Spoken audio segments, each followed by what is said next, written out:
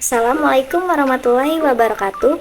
Perkenalkan, nama saya Meisa Andini Saputri dengan NIM 0804 1282 3280 Di sini saya akan mempresentasikan tentang siklus sel. Siklus sel yang juga dikenal sebagai siklus seluler atau siklus pembelahan sel merupakan proses fundamental dalam kehidupan semua organisme yang berkembang secara seksual. Siklus sel dibedakan menjadi dua fase. Yang pertama, fase interfase. Interfase adalah tahapan di mana sel anakan baru hasil pembelahan atau mitosis mempersiapkan pembelahannya. Fase ini dibagi menjadi tiga fase, yaitu G1, S, dan G2.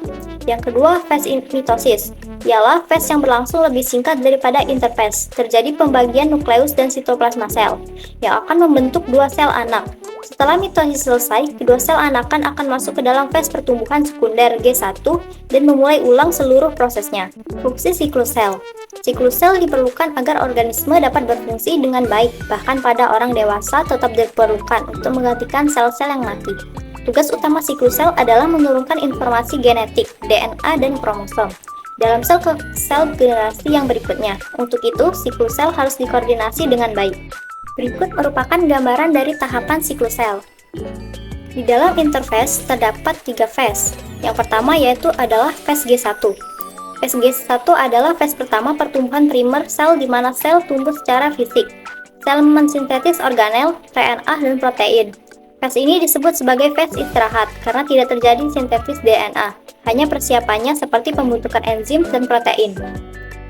Kemudian ada fase S. Fase S disebut juga dengan fase sintesis karena pada fase inilah DNA dalam 23 pasang kromosom direplikasi. Pada fase S, DNA disintetis dari salinannya secara lengkap dengan cara replikasi.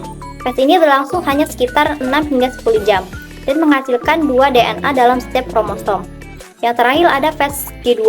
Fase G2 adalah fase persiapan sel sebelum pembelahan sel berlangsung di mana sel harus mempersiapkan enzim dan protein yang dibutuhkan untuk pembelahan sel.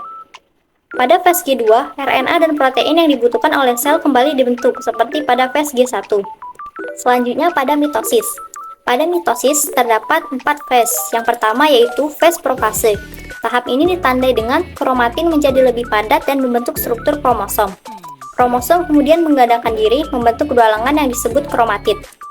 Yang kedua, fase metafase. Tahap ini ditandai dengan kromosom yang telah menggadangkan diri sebelumnya akan mengatur diri pada tengah sel dalam suatu bidang yang disebut bidang ekuator atau bidang pembelahan. Setiap sentromer memiliki dua kinektor yang masing-masing dikaitkan oleh benang spindel. Yang ketiga, fase anafase. Tahap ini ditandai dengan kedua kromatid atau salinan identik dari kromosom yang awalnya tergabung di tengah sel mulai berpisah. Selama anafase, sel mengalami perubahan bentuk, di mana akan memanjang dan membran selnya mulai mengerut. 4. Fase telofase. Pada tahap ini, sel mengalami beberapa perubahan penting. Kromosom atau kromatid telah mencapai kutub-kutub yang berlawanan dari sel. Terbentuk sekat pemisah di tengah sel. Terbentuknya membran nukleus yang membungkus kromosom dan nukleus. Kromosom yang sebelumnya terlihat tebal dan terdefinisi mulai menipis dan memanjang menjadi benang-benang yang disebut kromatid. Kemudian ada meiosis. Meiosis adalah pembelahan sel khusus yang menghasilkan gamet. Meiosis memiliki mekanisme dan regulasi yang sama dengan mitosis dalam banyak aspek, namun juga memiliki perbedaan penting dari mitosis. Perbedaan dalam berbagai seperti regulasi siklus sel, rekombinasi, peristiwa pasca rekombinasi, perakitan gelondong, interaksi kromosom spindel, dan segregasi kromosom. Meskipun tingkat keragaman yang tinggi dapat ditemukan di antara organisme, proses dan regulasi spesifik meiosis umumnya tetap dipertahankan. Inilah fase-fase meiosis. Sekian presentasi dari saya. Sekian, terima kasih.